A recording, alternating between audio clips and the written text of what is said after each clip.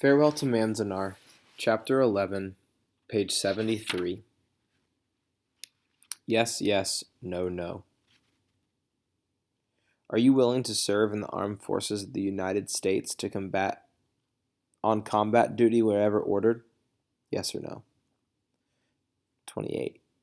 Will you swear unqualified allegiance to the United States of America and faithfully defend the United States from any or all attack by foreign or domestic forces, and forswear any form of allegiance or obedience to the Japanese Emperor or any other foreign government, power, or organization? Yes or no? From the War Relocation Authority Application for Leave Clearance, 1943. Later in December, the administration gave each family a Christmas tree hauled in from the Sierras. A new director had been appointed, and this was his gesture of apology for all the difficulties that had led up to the riot, a promise of better treatment and better times to come. Page 74, top of the page. It was an honest gesture, but it wasn't much of a Christmas that year.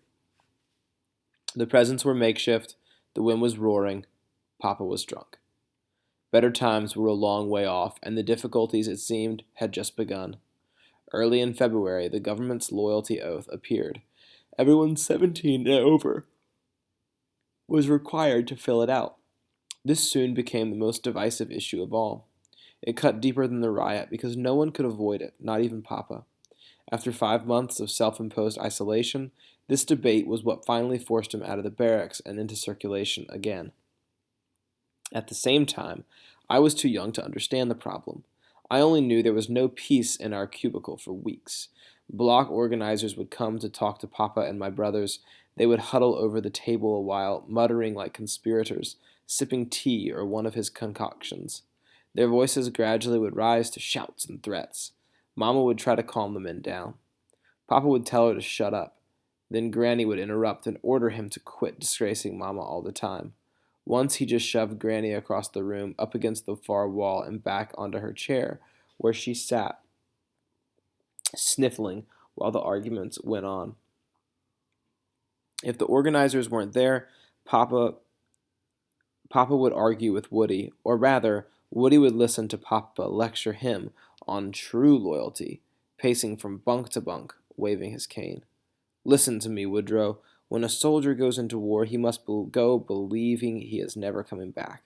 This is why the Japanese are such courageous warriors. Page 75. They are prepared to die. They expect nothing else. But to do that, you must believe in what you're fighting for. If you do not believe, you will not be willing to die. If you are not willing to die, you won't fight well. And if you don't fight well, you probably will be killed stupidly for the wrong reason and unheroically. So tell me, how can you think of going off to fight? Woody always answered softly, respectfully, with a boyish and submissive smile. I will fight well, Papa. In this war, how is it possible? I am an American citizen. America is at war. But look where they have put us. The more of us who go into the army, the sooner the war will be over, the sooner you and Mama will be out of here. Do you think I would risk losing a son for that? You want me to answer no? No, Papa? Do you think that is what I'm telling you? Of course you cannot answer no, no. If you say no, no, you will be shipped back to Japan with all those other Bakatare. But if I answer yes, yes, I will be drafted anyway, no matter how I feel about it. That is why they are giving us the oaths to sign. No, that is not true. They are looking for volunteers, and only a fool would volunteer. Papa stared hard at Woody, making this a challenge. Woody, page 76, shrugged, still smiling his boyish smile, and did not argue. He knew that when the time came, he would join the army, and he knew it was pointless to begin the argument again. It was a circle. His duty as a son was to sit and listen to Papa thrash his way around it, and around it, and around it. A circle, or you might have called it a quarrel, like Manzanar itself. A corral, like Manzanar itself, with no exit save via 3 narrow gates. The first led into the infantry, the second back across the Pacific, the third, called relocation, was just opening up. Interned citizens who could find a job and a sponsor somewhere inland, away from the West Coast, were beginning to trickle out of camp. But the program was bogged down in paperwork. It was taking months to process applications and security clearances. A loyalty statement was required of everyone. It was hoped it might save some time and a lot of red tape. This, together with the search for, quote, loyal soldiers, had given rise to the ill-fated, quote, oath. 2 weeks before the December riot, JACL leaders met in Salt Lake City and passed a resolution pledging Nisai to volunteer out of the camps for military service.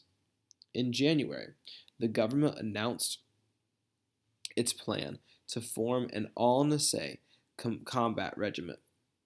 While recruiting for this unit and speeding up the relocation program, the government figured it could simultaneously weed out the, quote, disloyal and thus get a clear idea of exactly how many agents and Japanese sympathizers it actually had to deal with. This part of it would have been comical if the results were not so grotesque. No self-respecting espionage agent would willingly admit he was disloyal. Yet the very idea of the oath itself, appearing at the end of that first chaotic year, became the final goad that prodded many once loyal citizens to turn militantly anti-American. From the beginning, Papa knew his own answer would be yes, yes. He agreed with Woody on this much, even though it meant swearing allegiance to the government that had sent him to Fort Lincoln and denying his connections with the one country in the world where he might still have the rights of a citizen. The alternative was worse. If he said no and no to those two questions, he could be sent to the Tule Lake camp in Northern California, where all the, quote, disloyal were to be assembled for what most people believed would be eventual repatriation to Japan. Papa had no reason to return to Japan. He was too old to start over. He believed America would win the war, and he knew, even after all he'd endured, that if he had a future, it still lay in this country. What's more, a move to Tule Lake could mean a further splitting up of our family. This was a hard choice to make, even harder to hold to anti-American feeling. Anti-American feeling in the camp ran stronger than ever.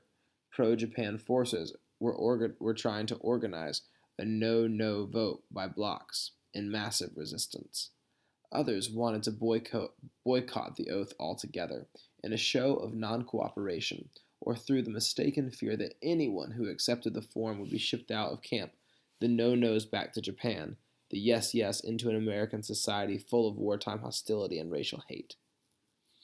A meeting to debate the matter was called in our mess hall.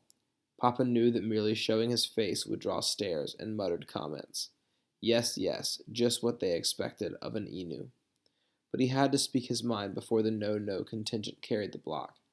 Saying no as an individual was one thing, bullying the entire camp into it was quite another.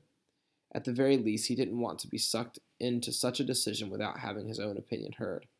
Woody wanted to go with him, but Papa said it was a meeting for, quote, heads of households only, and he insisted on going alone. From the time he heard about it, he purposely drank nothing stronger than tea. He shaved and trimmed his mustache, and put on a silk tie. His limp was nearly gone now, but he carried his cane and went swaggering off down the narrow walkway between the barracks, punching at the packed earth in front of him. To clarify for you, because I think this might have been a little confusing, the yes, yes or no, no is in response to those two questions at the beginning of the chapter. So let's scroll back there and look at those. It's, are you willing to serve the American forces, United States, combat duty whenever ordered? So are you willing to fight in the U.S. military? And the second question is, if they swear allegiance, swear loyalty to America, and reject any loyalty to Japan. So it's forcing people to say where they're loyal to, who they're loyal to, and whether they're willing to fight for the United States military. So those are the two questions. And Papa and Woody think that they should both say yes to those questions. And some anti-American, pro-Japan people in the camp are saying that they should both say no.